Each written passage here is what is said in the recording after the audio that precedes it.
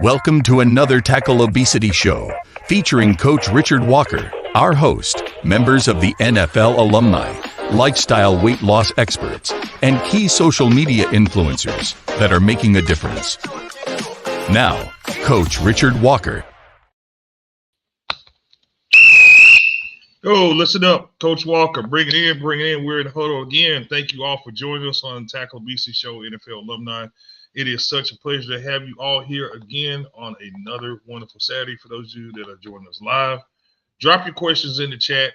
We're here for you. If you're not listening to us live, you listen to us on one of our podcast platforms, or if you listen to us on KCAA 102.5, 106.5, the station that leaves no listener behind, out in Southern California. We thank you for joining us. Also at 1580 The Fanatic in Phoenix and WCKG in Chicago. Thank you all for joining us. Regardless of how you're getting this message, you can always reach out to us at tackleobesity.com. It's tackleobesity.com. You'll find all of our content there. You'll find resources there, information. And if you have any type of need for resources, reach out to us. We will point you in the right direction. That's what this is all about. So we are the hub for the battle against obesity. We're the pebble that starts the wave. So today, it's a very special conversation that we're going to have. And I want to start off with this thought.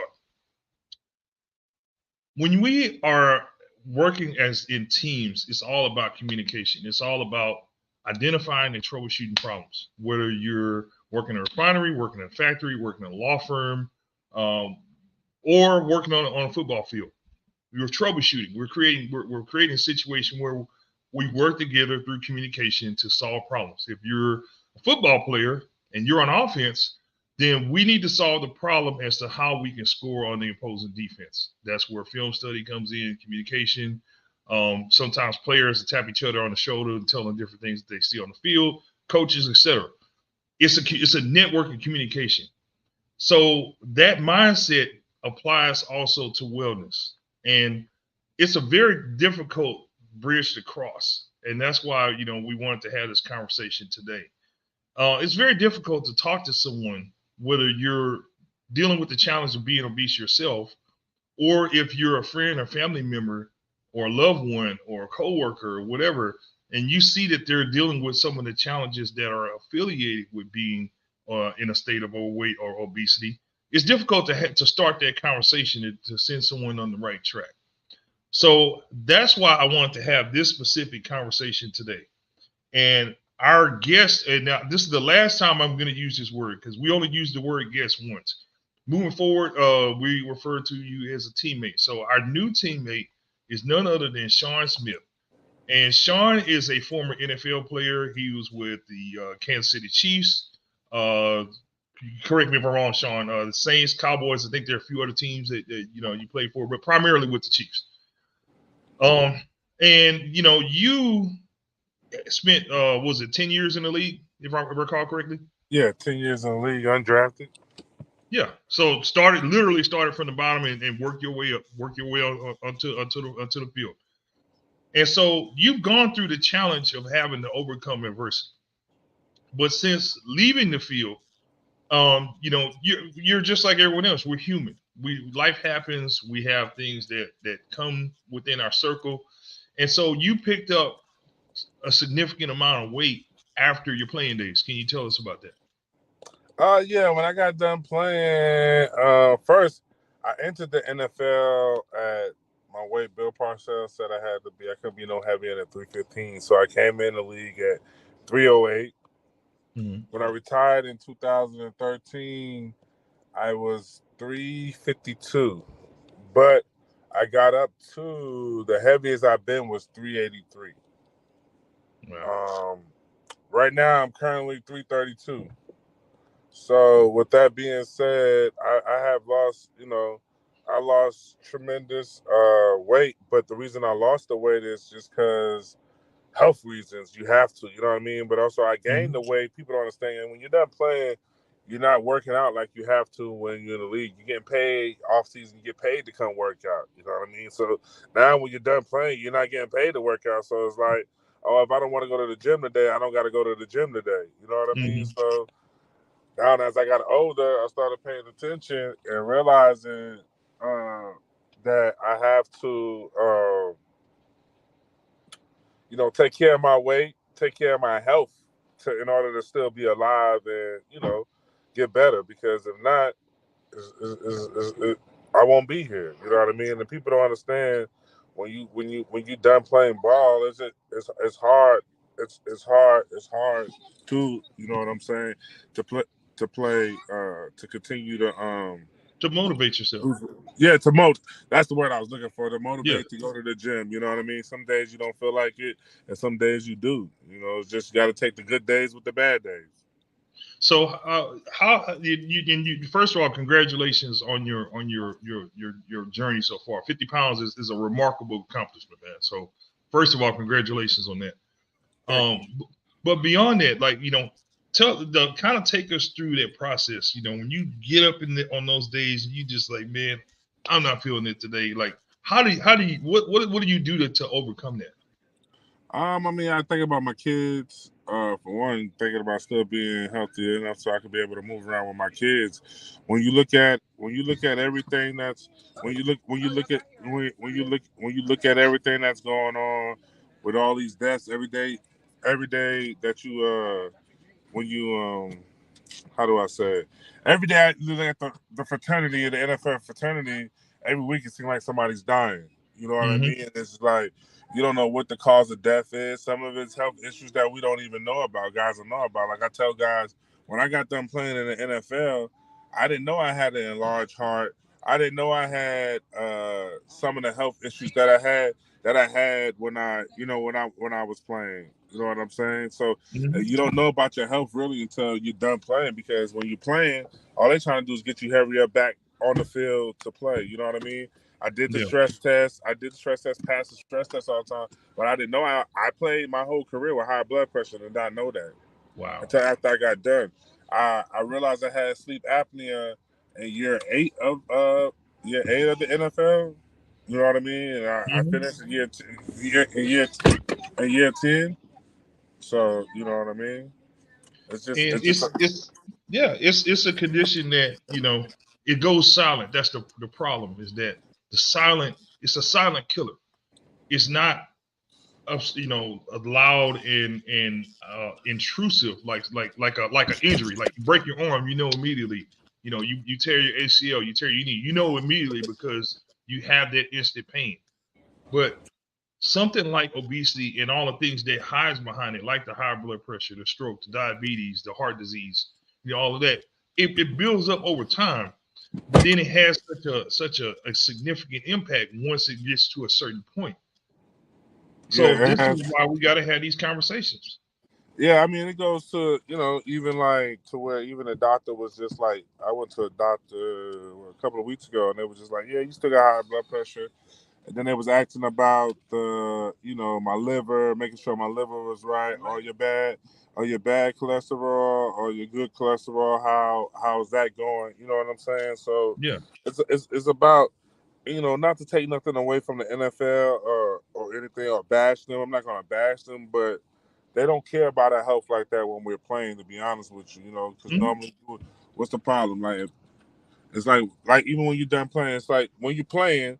If you need to go to the doctor, you go see the doctor right then and there. He's right there at the facility. You don't got to sit there and wait in line, go to the doctor's office and wait in line. Like even now, when I go to the doctor, it's like 1, 2, 3. I just go straight to the back. It's still, just because my doctors, I've been with them for so long, they don't make you wait like how they do normal citizens. You know what I mean? Right. You're treated a certain different type of way, but it's just when you're playing, they don't tell you all the health issues that you really have, because all the medicine that they put us on, sometimes can mess up your liver, your heart, or whatever it is that you taking. So it just depends on how, attacking obesity is just a big thing, and it's not just only in big men too, though. You know what I mean? It's right. As I call the skinny guys, the Power Rangers. I call them.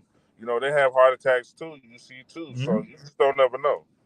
And it's you mentioned the brotherhood, and it's a very difficult conversation.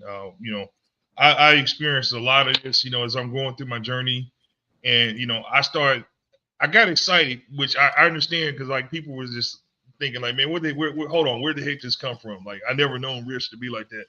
So I start reaching out to some of the fellas like, hey man, y'all need to get on it. They're like, dude, what's wrong with you, man?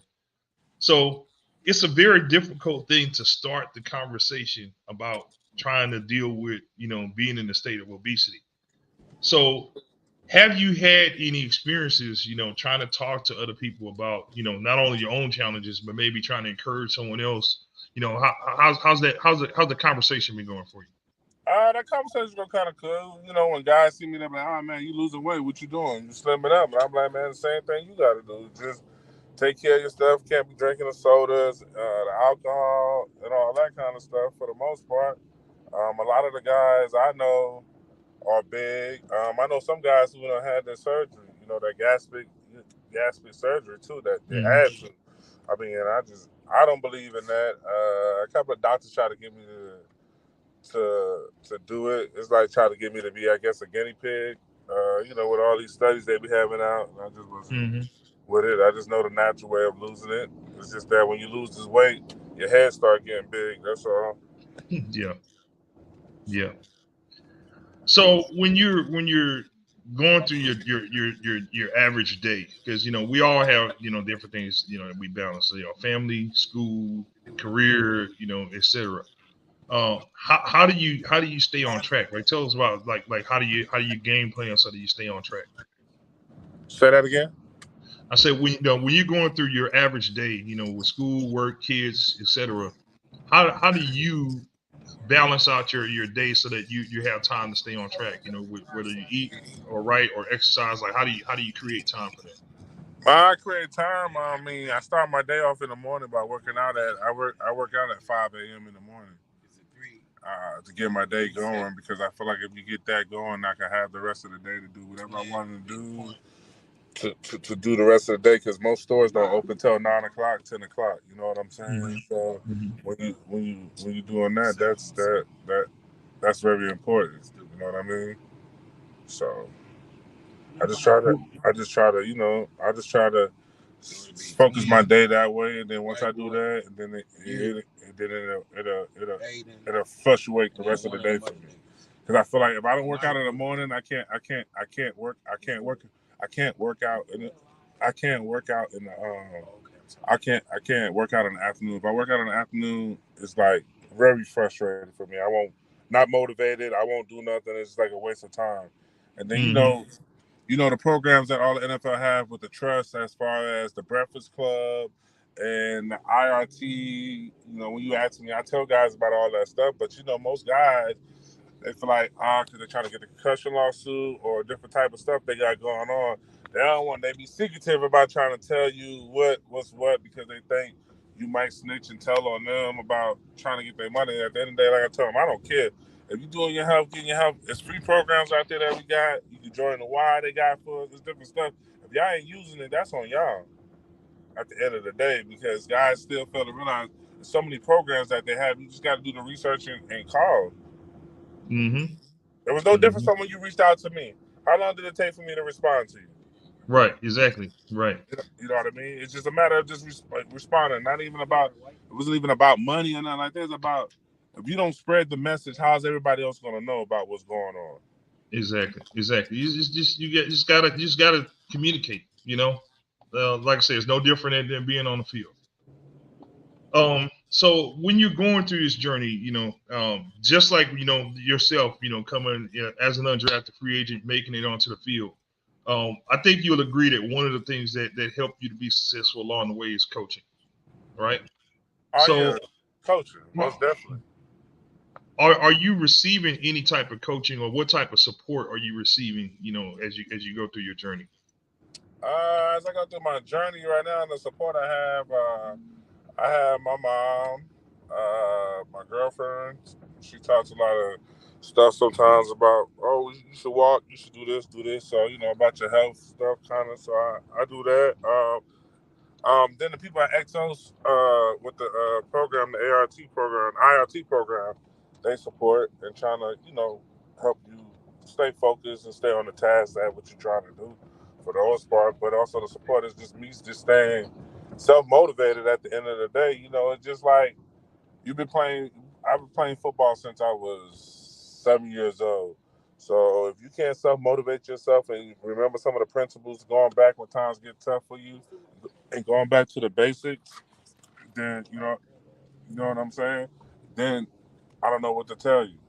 You just have to. You have to. That's the coach I have in my head. I go back to the days where Bill Parcells used to call me a fat ass. You know what I mean? Or sit there at the scale when it's time for me to weigh in on Friday and had to wait for me to weigh in. You made sure the sauna was cut off. You couldn't work out. Just you know what I mean? Because what? It's 825 pounds, $825 for each pound you overweight. You know what I mean? So you starve yourself on Thursdays and certain stuff. So it's just a mindset of things. I know the little fat boy tricks that you can do, but that's only short term. You know what I mean? Whether you take a bunch of egg flags, the milk and magnesium, all that stuff that guys used to do just to make weight on Friday. As soon as you make weight on Friday, go right in the cafeteria and go put that 15 pounds back on eating a whole big Mm, breakfast. You know what I'm saying? So it's just a mm, matter of discipline and being self control and doing what you're supposed to do, and just want to live a healthy life sometimes. And I'm not saying you don't have your cheat days. That's what people fail to realize. You're gonna have your cheat days. You just got to know when you can do it, though. right, right. One of the things that I personally, had an issue with, and I just wanted to kind of see what your strategy is, man. But I'll be honest, I still to some degree do. I still hate drinking water. I always drink soda or something. Like I never just could just sit down and drink water.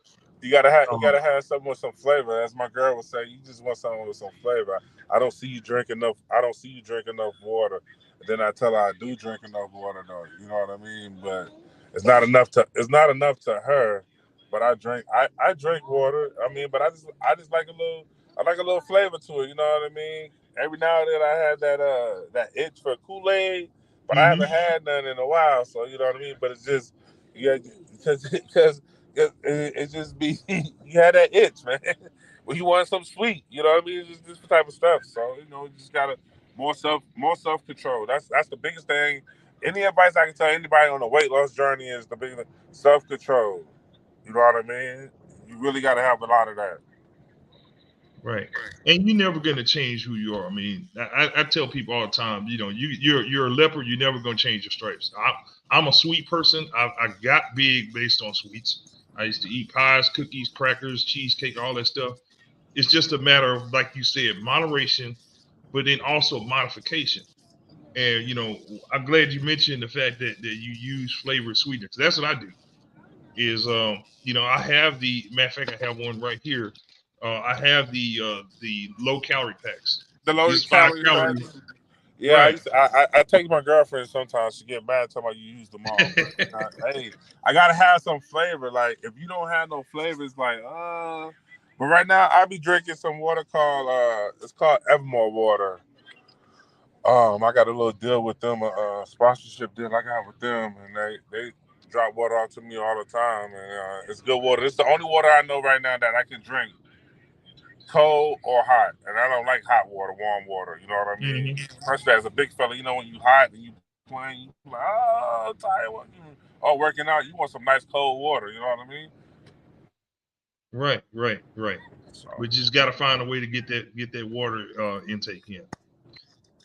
So you kind of touched on this. yeah, You mentioned people having weight loss surgeries and things like that. And I know that there's a ton of bad information out there. There's a ton of fad diets or shortcuts or you know you name it. And I'm not knocking the people because there are some people who legitimately need to have whether it be a gastric sleeve or injections, whatever. Some people literally need a doctor or a medical professional to supervise them or to do whatever it takes to get there, right? But yeah. we Unless you both gonna, go through. nah, no, I'm sorry. most definitely. Unless you gonna end up on my 60 pound life. Right there we go. Exactly, exactly. But there are a lot of bad advice, bad tips, bad food, things that are promoted as being healthy, but it's not. Uh, so how do you navigate around all that? Like how do you get one example I think of is without mentioning a name. But there's a cereal out there that says, you know, hey, you eat this cereal, it lowers your cholesterol, it's part of a health. Oh, you already know what I'm talking about. It's part of a healthy diet, blah blah blah, and it's Man, crap. Hey, only thing I can tell people is you got to do what's best for you. You know what I mean? Not being funny because I don't take this the wrong way or laugh at me, man. That I remember playing. I did the Beyonce diet, water with the cayenne pepper and all that, man, just so I can make weight because I wasn't trying to get my money back to them folks. So I mean, it works, but it doesn't work for everybody else because some people can lose weight quicker than others, burn calories faster than others. It's just you got to do what's best for your body and what fits you. So I feel like you can take a little bit of everything and put your own regimen together. That's what I did. You know, even from the go back to the Dr. Atkins diet. When people say eat more meat from the grill and do this and do that, it's all about what your body can adapt to and intake. How you know. And then once you control your body to discipline and to eat these kind of foods, when it's time you've been eating the good food and healthy food so good so long, when you try to eat something bad, you throw up and you don't like it no more. That's how you get away from, you know, some of the bad foods and the bad habits. This is a question that I think of all the time, and I kind of giggle when I think about it because people always stereotype weight. And you know, it's only one way to measure, you know, how your wellness is going. The other one that people use a lot is the BMI chart.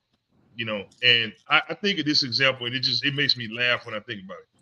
If you base it on just BMI alone, everybody knows Dwayne the Rock Johnson, right? If you base it on BMI alone, Dwayne the Rock Johnson is obese. Now you and I both know that's definitely not the case. So No, how no. do you track, like how do you know, like, hey, I'm heading in the right direction? Like what are the things that you look at? I'm gonna say the best way I know if I'm losing weight and the weight and the stuff is total, not just from the compliments from people, but when you put a certain shirt on, a certain clothes, it fits different. Stuff that you couldn't wear before that you can wear now is like pants, shirts, different stuff. Because it's like, you know, going to the mall, I get tired of. I hate the mall. You know, I don't like going to the mall because they don't ever have nothing for a big man. You know what I mean? The most thing they have, they stop at a 2X most of the time, or if they have a 3X, I can fit it, but I need a 3X tall because it's just straight at the waist, and not. I need a little longer. You know what I mean? But for the most part, I mean, there's nothing at the mall that has for me for big people. So you just gotta stay motivated. Now that's how I know my size is like.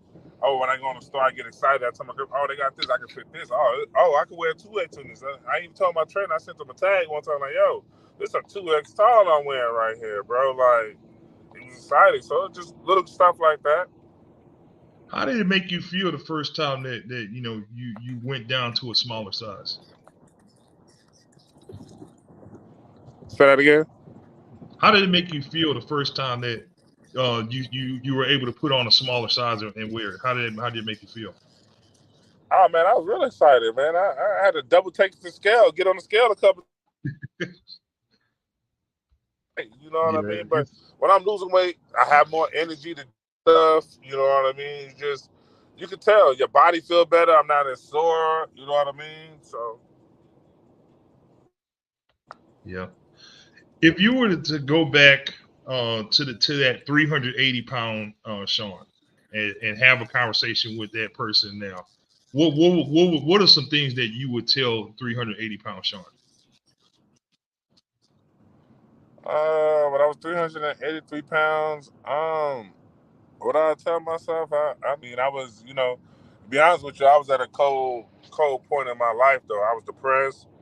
Life after football, not knowing what's next. I just didn't have no reason to do certain things. Like I said before, I ain't getting paid to go work out like before in the off season when you know you gotta head back to OTAs before camp and doing all that stuff. So it's like, you know, working out was only fun because it was a bonus in my contract. So it's like, yeah, I'm gonna go. I'm gonna go make these 40 workouts and get this 150K just to make these 40 workouts. You know what I mean? And that's what it was. So now it's like, yeah, I go to the gym, but I like it. But if I don't go in the morning, like I said, if I don't go in the morning, I won't go in the afternoon.